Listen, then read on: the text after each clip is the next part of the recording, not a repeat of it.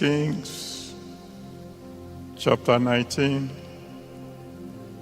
from verse 4 to 8. But he himself, that's Elijah himself, went a day's journey into the wilderness and came and sat down under a juniper tree. And he requested for himself that he might die, and said, "It is enough now, O Lord. Take away my life, for I am not better than my fathers." And as he lay and slept under a juniper tree, behold, then an angel touched him and said unto him, "Arise and eat." And he looked, and behold, there was a cake baking on the coals, and a cruse of water at his head. And he did eat and drink, and laid him down again. And the angel of the Lord came again the second time, and touched him, and said, "Arise and eat, because the journey is too great for thee." And he arose and did eat and drink, and went in the strength of that meat 40 days and 40 nights unto Horeb, the mount of God. This month, as you know, we're talking about refueling your fire. The way God made man is that constantly he will need refueling. If you have worked very hard during the day, he made sure that every day will be followed by a night when you can sleep and refuel your energy. If you are not fasting, after you have eaten your breakfast and you have walked for a certain period of time, he expects you to eat so that you can refuel. He created hunger to remind you you are running low on fuel, so you can go ahead and eat.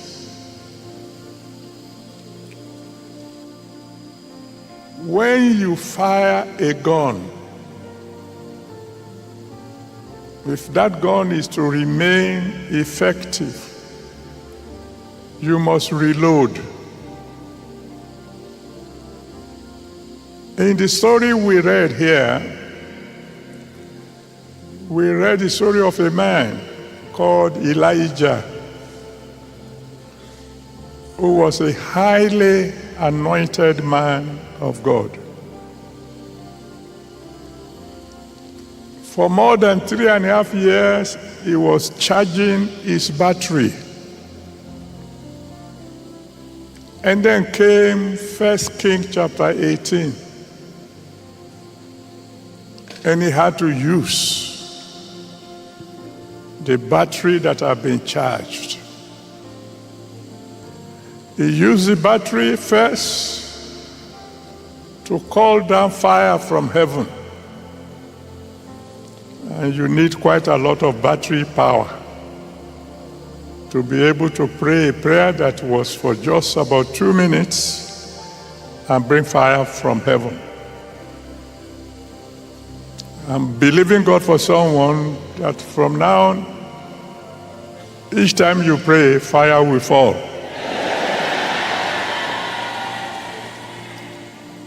And then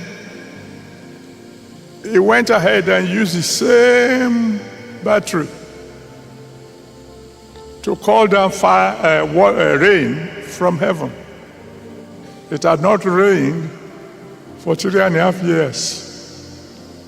And the sky was absolutely clear, no cloud at all. But he kept on putting a demand on his battery. He prayed 7 times. It's like you want to start your car. You start it again and again and again until the 7th time rain fell. And then he used even more of the battery to run down a race that, according to Bible scholars, is about almost 10 kilometers, if not more, and run faster than the king's chariot. And then without resting, without recharging, when news came to him that the queen, Jezebel, was coming for him, he started running again. And this time, for days and days and days, 3 days and 3 nights, he just kept on running. By the time he got to the story we read tonight, his battery was completely flat. That's why he said to God, I think it's better to come home now. Kill me so I don't fall into the hand of this terrible woman. And then, as soon as he prayed the prayer, because physically he has not refueled by way of sleep for more than 3 days, he fell asleep.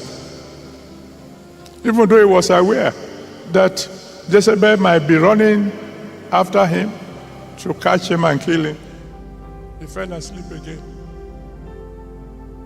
So the angel of the Lord woke him up a second time and said, eat one more time, drink one more time, because you still have a lot of journey ahead. Some of us have been using our physical strength without refueling. We work hard. We don't rest. Some of us have been using our spiritual strength. We've worked hard without refueling. God has brought us together tonight so that we can begin to refuel. So that even by the time we meet tomorrow, at least our battery will have been charged to a certain level. I'll tell you a story and then we'll pray. When I became general overseer, I was so concerned about the church growing. I will fast, I will pray, and I will preach. No rest, no holidays. I did that for years. And then all of a sudden I discovered that when I'm preaching, by the time I've preached for 15 minutes, my voice will be gone. And I mean gone. Oh, and there were all manners of recommendations. Drink tea with honey. Do this, do that. I will do it. The voice will come back. I will preach for 15 minutes and the voice will be gone. Then one elderly woman discovered what was going on and said to me, I said, sir, You are suffering from what is called teacher's disease. I said, which one is that? He said, you keep teaching and you are not resting your voice. And your voice is a rebellion. I said, I see. What should I do to cure teacher's disease?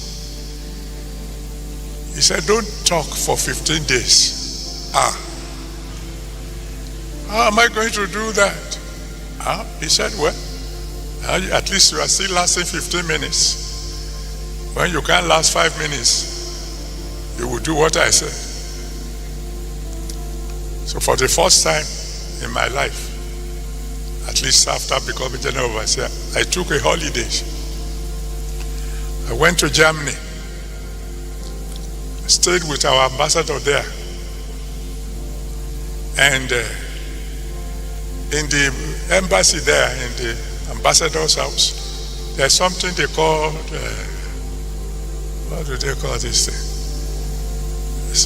This building that when you go into it, it will heat you up. Sauna. There was a sauna there. And he told me what he does. It warms you up all the way from inside out. And then the instructions were there. When you go into the sauna, you must come out at the longest 15 minutes. Because by then they say you'll be sweating profusely. Okay. So I went into the sauna. 5 minutes, no sweat. 10 minutes, no sweat. 15 minutes when they say you must come out by whether you like it or not. It was after 15 minutes I began to notice a little sweat.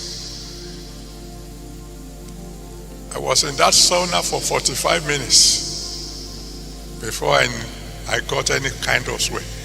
Unknown to me, I was freezing inside. Since that time, I discovered that if I'm to last long in the assignment God had given me, I must refuel. Once in a while, I must rest.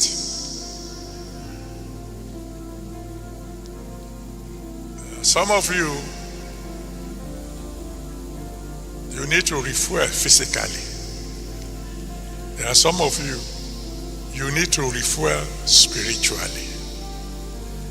Tonight, as you take the bread, may the Almighty God refuel you physically. As you take the wine, may the Almighty God refuel you spiritually. And when we are talking of refueling, particularly spiritually, how can we talk about refueling to somebody who had never even had fuel? If you have never been to Jesus Christ, if you have never surrendered your life to Him, what are we talking about refueling? We should be talking to you about fueling, not refueling. So if you are here and you have not yet surrendered your life to Jesus and you are not yet washed in that blood, if you love yourself, you better come now. Come. Let Him save your soul and let Him give you the first taste of divine fuel. I'm going to count from 1 to 5. If you want to give your life to Jesus Christ, better come now. That's why He said, come unto me, all ye that labor and are heavy laden, and I will give you rest. So if you want to come now. I'm counting. 1,